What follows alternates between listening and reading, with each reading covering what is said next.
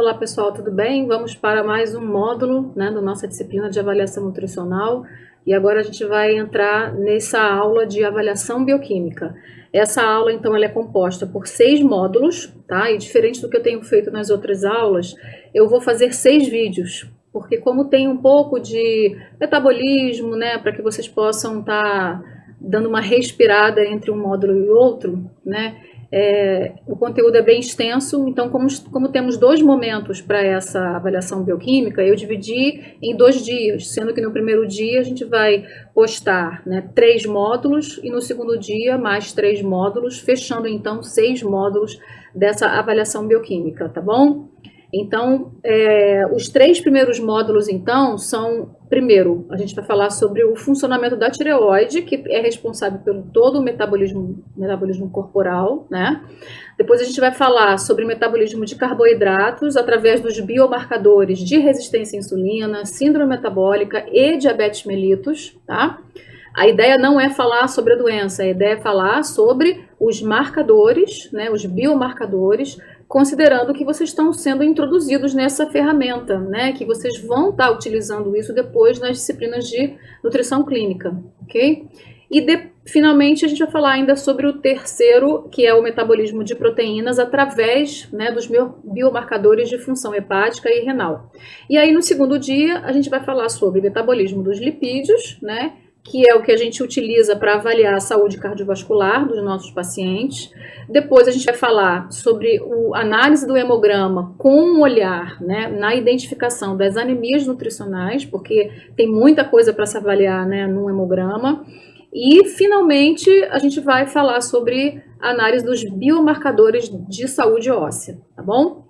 Então, começando com a função da nossa glândula tireoide, né, a localização dela, né, na região do pescoço, tá? Ela também tem, né, além dessa glândula com seus lobos direito e esquerdo, ela tem na parte de trás dela ainda a presença das paratireoides, que são 4 pequenas glândulas, né, responsáveis pela produção do paratormônio, tá? Então, função principal da tireoide, manutenção do nosso metabolismo corporal, né, através da ação dos seus hormônios em diversos órgãos do nosso corpo, tá? A tireoide, então, ela faz a produção do T4, que é considerado um pró-hormônio, ok? E é a produção em maior quantidade, que é liberada no sangue, e uma produção menor, que é o T3, né? Que vai atuar, né, que é o hormônio ativo, que vai atuar nos tecidos periféricos, tá? Além disso, a nossa tireoide, ela também é responsável pela manutenção da calcemia, tá? Através da secreção de calcitonina, ok? Que é responsável pela redução da absorção intestinal do cálcio, né? E atividade dos osteoclastos, tá? Então, ela reduz a atividade dos osteoclastos e aumenta, né, a atividade dos osteoblastos, tá? Para que a gente possa estar retirando o cálcio do sangue, né? Então, ela é estimulada, ela é secretada toda vez que a gente faz uma hipercalcemia, tá? E aí, com isso, na tentativa de reduzir, de regularizar essa hipercalcemia, ela atua no intestino, né, e no osso, né, reduzindo a atividade dos osteoclastos, tá, que são, né, as células ósseas que liberam o cálcio, né, para o sangue e estimulam os osteoblastos para fazer formação, tá? Bom, como é que é a regulação hormonal, né? Como é que é a produção dos hormônios T3 e T4, tá? Bom, primeiro, ele é produzido, né? Existe um hormônio, né? O hormônio que é estimulador da tireotropina, né? Que é o TRH, ele é produzido no nosso hipotálamo, tá? Então, através de diversos estímulos ou até inibições, né? Por exemplo, a leptina, ela estimula, né, o TRH, tá? Mas a gente pode ver que algumas citocinas produzidas, assim como alguns hormônios, tá? Eles podem inibir, certo? Então, o tempo inteiro o nosso corpo está sendo estimulado ou inibido por diversas situações, diversos hormônios, né, diversas substâncias, tá? Então, através da secreção do TRH, né, o hormônio que vai estimular a produção, né, da tireotropina ou tireotrofina, tá? que é o próprio TSH, né? Ele vai estimular a nossa hipófise na produção do TSH, certo? Então, o TRH estimula, né? A função dele é ser estimulante da secreção do TSH, tá? O TSH, por sua vez, vai atuar na tireoide, que vai estimular, né, a secreção do T4 em maior quantidade, uns 80%, né, de T4 e o restante 20% de T3. Então, o T4 ele é liberado em maior quantidade, mas é importante a gente lembrar que ele é um pró-hormônio. Quem vai ter atuação, né, de fato, o hormônio ativo é o T3, ok? E provavelmente por mecanismos, né, algum cuidado, né, da gente não estar produzindo em grande quantidade o T3, para que a gente possa ir fazendo essa transformação na medida que o nosso corpo vá precisando, né, desse estímulo, tá? Bom, a partir do momento que esses hormônios eles vão para a circulação, eles sofrem ação de pelo menos 3 desiodases, tá? Que é desiodase 1, 2 e 3, tá? A desiodase 1 e 2, né, são enzimas que ativam o hormônio, ou seja, que transformam o T4 em T3. E a desiodase 3 são enzimas que inativam o hormônio, ok? E elas apresentam pequenas variações na sua formação, dependendo da localização que elas se encontram. Então, por exemplo, a D1, elas se encontram praticamente no fígado, no rim, na tireoide, no ovário, né? E a D2, ela se encontra basicamente no cérebro, na própria hipófise, tá? No tecido adiposo marrom, na pele, no coração e em artérias, tá? Então, vejam que todos esses tecidos são tecidos que precisam, né, de uma ação, né, desses hormônios para que eles possam ser estimulados, né, para que eles tenham o seu metabolismo estimulado, tá? Bom, e aí rapidamente é importante a gente entender também que além desses estímulos existe um mecanismo de feedback, ou seja, a partir do momento que eu tenho uma produção satisfatória de T4 no meu sangue, eu vou fazer por um mecanismo de feedback curto, tá? Eu vou inibir a produção do TSH e por um mecanismo de feedback mais longo eu vou inibir a secreção do TRH. Observem que o T3 também tem esse mecanismo de feedback, embora seja um pouco mais fraco, né? E na circulação, quando a gente chega à, né, transformação, né, do T3 em T2, que embora seja menos famoso, né, mas isso pode acontecer, tá? O T2 também tem um mecanismo de feedback de inibição da secreção do TSH. Então, basicamente, é isso basicamente é isso que acontece, né, na produção dos nossos hormônios, né? Esse é o eixo que existe, né, no controle, né, da secreção desses hormônios, tá? E seria interessante também a gente falar que algumas situações, como um frio intenso, né, e atividade física, ativam esse eixo, né? Da mesma forma que a ausência de alimentação por mais de 24 horas, né, e uma dieta hipocalórica durante muito tempo, né, além de inflamação, né, e estresse crônico, inibem esse eixo, tá? Então, algumas situações são interessantes para a gente saber como é que a gente vai estar orientando o nosso paciente quando ele está desejando, por exemplo, fazer uma dieta de emagrecimento, né? Já está provado que toda vez que o nosso paciente faz dieta hipocalórica ou emagrece, né, ele tem uma redução dos seus hormônios, né? Então a gente tem que ficar atento e conhecer bem esse mecanismo para que a gente possa estar acompanhando, né, laboratorialmente essas dosagens, tá? Outra coisa interessante da gente comentar é que todas essas desiodases, elas são dependentes de selênio, tá? Não é só selênio, mas selênio é o que mais atua, né, na ação dessas desiodases, ok?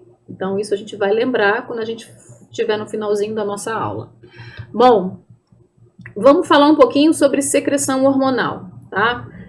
Agora falei, né, o eixo que acontece nessa regulação, agora a gente precisa falar um pouquinho como que acontece dentro, né, da célula, tá? Dentro lá da tireoide, ok? Então aqui a gente tem o iodo, tá? O iodo no nosso sangue, que veio da nossa alimentação, né? Ele vai ser captado por uma bomba chamada bomba de iodeto, tá? E aí esse iodo, essa bomba, ela tem o seu funcionamento, né, estimulado pelo aumento do AMP cíclico, enrolei a língua aqui agora, AMP cíclico, tá? que é uma enzima, então, que acaba sendo secretada a partir do momento que o receptor do TSH é acoplado ao TSH. Então, a gente está vendo aqui a ação do hormônio. O TSH estimula, né, esse receptor, né, que faz uma elevação, né, citoplasmática aqui do AMP cíclico, que estimula essa bomba de iodeto, né, a fazer a captação, tá, do iodo plasmático. E aí esse iodo plasmático, então, ele vai ser incorporado, tá, aos resíduos do aminoácido tirosina, ok?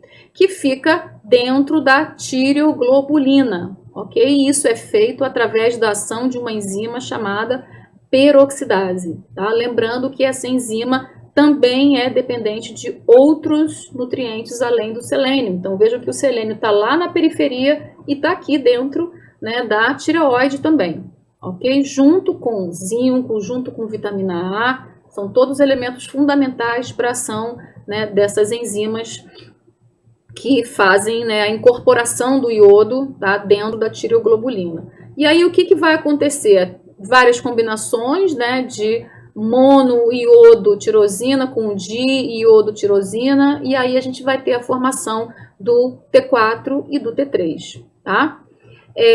Essa tireoglobulina, então, ela vai fazer o carreamento, né, do T4 e do T3 dentro do coloide, né, da tireoide, depois retorna para dentro da célula através de endocitose, ok? E através da formação desse lisossomo é então levado novamente para a periferia para que eles possam ser secretados, né, a partir do momento que eles vão ser desconectados dessa tireoglobulina, ou seja, eles são lançados, né, livres no sangue, tá bom? Grande parte, a maioria é lançada livre no sangue, ok? Então, o que é importante da gente lembrar, né, quando a gente vai fazer uma análise bioquímica do nosso paciente, a gente quer investigar se essa função está acontecendo normalmente, né? A gente tem que identificar, primeiro, será que esse paciente está fazendo um consumo adequado de iodo na dieta, né? Então, para a gente saber se ele está tendo um bom consumo, é importante a gente avaliar, né, o iodo que está sendo eliminado pela urina, tá? No sangue não é um bom indicador, tá, da quantidade do iodo consumido, ok? Outra questão é, será que esse paciente está tendo o consumo adequado de agentes, né, que estimulam a secreção do nosso TSH, como, por exemplo, ferro, vitamina A, né, retinol ou manganês? Tá? Então, são nutrientes fundamentais para que eu tenha a secreção do TSH, tá? Outra questão, será que esse paciente está tendo consumo de agentes que estimulam essa bomba do iodeto? Né? Então, vamos avaliar retinol, tá? Será que esse paciente está tendo consumo de agentes que bloqueiam, né, a bomba, né, do iodeto? Tá? Então, será que esse paciente está tendo um consumo de metais pesados, como cloro, flúor, bromo, né, alumínio, chumbo, bociogênicos, manganês em excesso, né? Veja que interessante, o manganês está aqui porque quando ele está deficiente na dieta, ele atrapalha a secreção, né, a sua ausência, mas se ele estiver em excesso, também ele atua como um metal pesado, um metal tóxico, tá? Bom, outra questão que a gente tem que pensar, se esse paciente tiver alguma alteração autoimune, né, e estiver produzindo autoanticorpos que vão atacar a tireoglobulina ou a peroxidase, né, que são chamados antiperoxidase, eles também não vão conseguir produzir adequadamente T3 e T4. Geralmente isso acontece na doença de Hashimoto, ok? E também, às vezes, o paciente não tem nem essa doença autoimune, mas ele está muito contaminado por metais pesados, ok? Então, a gente precisa também avaliar, né, no sangue. Bom, outra questão importante, a tireoperoxidase, né, essa enzima aqui, ela é dependente de selênio, de vitamina E e de zinco. Então, será que esse paciente está tendo um consumo adequado desses nutrientes? Né? Então, vamos investigar no sangue, né? E agentes que convertem o T4 em T3, como ferro, retinol e zinco, né, também são importantes. Veja que são nutrientes que são importantes desde o início da captação, né, do iodo até a sua formação e a sua conversão a nível periférico, tá? Então, gente, a avaliação laboratorial, né, da função da tireoide, ela vai envolver análise, né, do sangue, do TSH, do T4 livre, né, porque se eu tenho T4 livre, eu vou ter uma menor influência da tireoglobulina circulante, tá? Então vamos pensar que se eu tenho uma produção de autoanticorpos que estão atacando, né, a minha tireoglobulina, pode ser que eu tenha uma quantidade reduzida dessa proteína no meu sangue, que eu também posso avaliar. Olha ela aqui, tá? E também se eu tiver uma deficiência de proteína, por exemplo, se eu não tiver com uma ingestão proteica adequada, eu vou ter uma menor produção, um menor consumo, né, produção dessa proteína. Com isso pode atrapalhar a minha análise, né, do meu hormônio, tá? Então é interessante a gente fazer análise do T4 livre e do T4 total, né? É sempre bom a gente avaliar os dois formatos, ok? Assim como o T3 total e T3 livre, certo? Lembrando que o T3 livre, ele circula muito pouco, né? É um percentual bem baixo que ele circula no nosso sangue sob a forma livre, tá? Também é importante eu estar avaliando o T3 reverso, né? Porque o T3 reverso é quando o T4 não se converte no T3 normal, né? O T3 esperado, ele acaba, né, sofrendo a ação da desiodase 3, né? E acaba se convertendo no T3 reverso, ou seja, um T3 não funcionante, tá? Então, o que pode estar acontecendo? A partir do momento que eu tenho um paciente que tem vários sintomas de hipotireoidismo, né, até com níveis normais de TSH e T4, porque ele está produzindo hormônio, né, e ele continua com esses sintomas, é importante a gente estar avaliando o T3 reverso, porque às vezes a questão está a nível periférico. Ele tem uma produção boa, mas como ele está contaminado com metais pesados, né, ou ele tem deficiência de selênio, por exemplo, que eu falei para vocês que essas desiodases são dependentes de selênio, tá? O T4, ao invés de transformar em T3, ele se transforma no T3 reverso, tá? Além disso, é importante a gente procurar saber se o nosso paciente apresenta algum tipo de inflamação, se ele costuma fazer um exercício extenuante, como, por exemplo, atletas de elite, né? É muito comum atletas apresentar uma elevação do T3 reverso, tá? Como um mecanismo de defesa do nosso corpo, acredito, né? E em pacientes anêmicos também, podem ter dificuldade de fazer a conversão, né, do T4 a T3, tá? Além disso, os anticorpos são importantes de serem avaliados para a gente descartar, né, qualquer doença autoimune.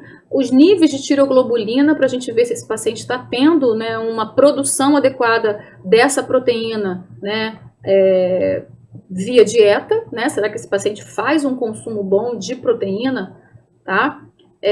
Além disso, todos esses nutrientes que eu falei anteriormente, né, e os metais que, quando estão em excesso no nosso corpo, eles atuam como metais tóxicos, tá? Lembrando que se eu quiser avaliar o fluoreto e o iodo, eu tenho que pedir na urina, tá? E não no sangue. Mas do restante, todos esses aqui são do sangue, tá bom? Então, gente, a gente tem aqui alguns pontos de corte, tá? Para a gente fazer a interpretação do nosso paciente, certo? E eu queria falar para vocês que existem duas formas da gente estar avaliando o nosso paciente, né? Da gente avaliar numericamente o nosso paciente.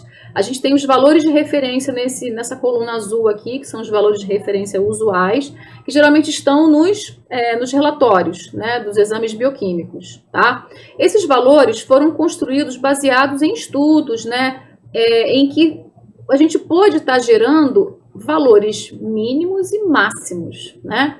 Então, acaba que a interpretação dos resultados do nosso paciente, ela vai ser muito de acordo com a preocupação, com o nível de conhecimento até do próprio profissional, né? Então, o que tem acontecido? Né? Muitas publicações estão surgindo, né, de muitos anos para cá, tá? Que tem questionado, né, esses valores, né, para determinadas doenças.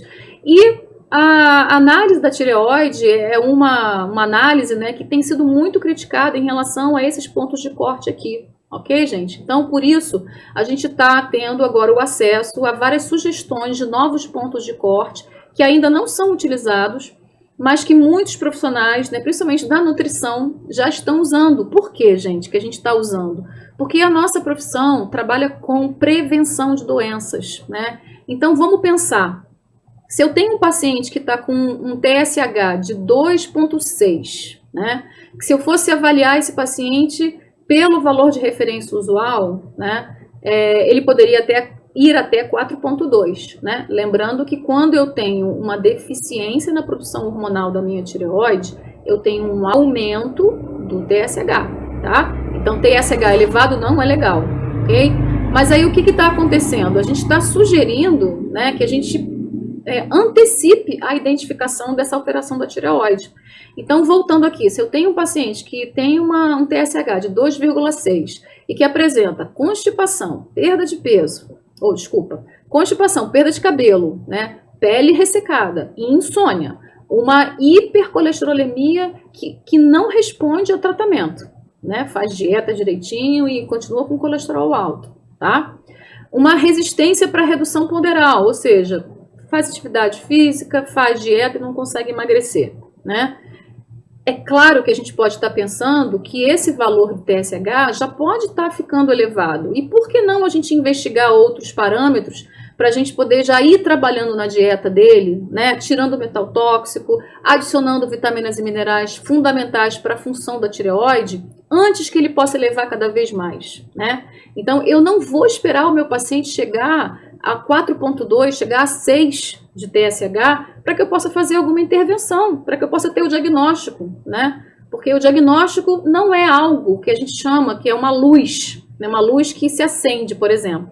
Ela estava apagada, eu estava saudável. A partir de um dado momento, ela acendeu e eu passei a ficar doente, né? Não é assim que a gente trabalha com o nosso corpo. Tudo é um processo, né? E cada um vai ter o seu time diferente, né? Então, eu preciso começar a perceber quando aquela luz que estava apagada, né, que eu digo estava quietinho, estava saudável, começa a dar umas piscadinhas, né? Ou seja, está começando a querer acender para mostrar, para sinalizar que ele está começando a ficar doente, né? Nutrição trabalha com prevenção e a gente tem que ter sensibilidade para perceber quando o nosso paciente não está mais ficando num estado ótimo de saúde, né? Então, vamos pensar nisso quando a gente for fazer uma abordagem laboratorial do nosso paciente. Vocês tiveram aula de exame físico, né? E a gente está tendo agora uma aula de exame bioquímico. A gente nunca vai poder desconectar a análise bioquímica do nosso paciente do exame físico e de todas as suas queixas de sinais e sintomas, tá certo?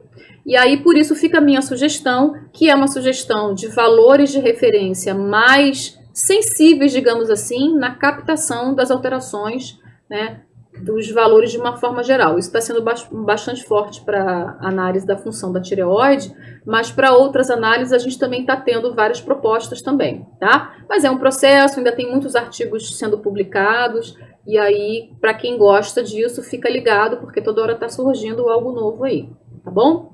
Então, a gente tem aqui o valor ideal, que é o valor que eu uso até na minha prática, né? Eu uso esse amarelinho aqui, ok?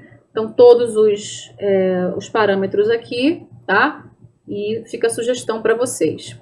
Então, vamos ver a aplicação disso num caso clínico. Eu tenho uma mulher, paciente de 40 anos, ela está usando o Synthroid há 5 anos, que é o T4, na dosagem de 150 microgramas por dia, tá? Mas, apesar de estar usando, sendo tratada o hipotireoidismo há 5 anos, ela relata frio nas extremidades, ela apresenta unhas fracas, ela tem ganho de peso fácil, ela tem constipação intestinal, ela tem pele seca, ela tem queda de cabelo e depressão. Todas as características que a gente observa em pacientes com hipotireoidismo, tá? Deixa eu ver aqui para cá. Bom, então no exame dela, olha aqui o TSH, 1,14. Lembra que eu falei para vocês que até 2,5 é o que eu uso para dizer que o TSH está normal? Então, o TSH dela está normal, né? Eu vou falar que ela não tem nenhum problema, ela está sendo medicada, né? Olha o T4 livre, está normal? Está normal, está no limite mínimo, mas está normal, ela está tomando o T4, né? O que acontece também é que pode até ter uma dificuldade na absorção do T4, né? Por isso que ele tem que ser consumido de manhã, em jejum, não pode ter outro medicamento junto, não pode ter comida junto, né? Porque ele é muito sensível, né, a levotiroxina para ser absorvido, então tem que ser em jejum.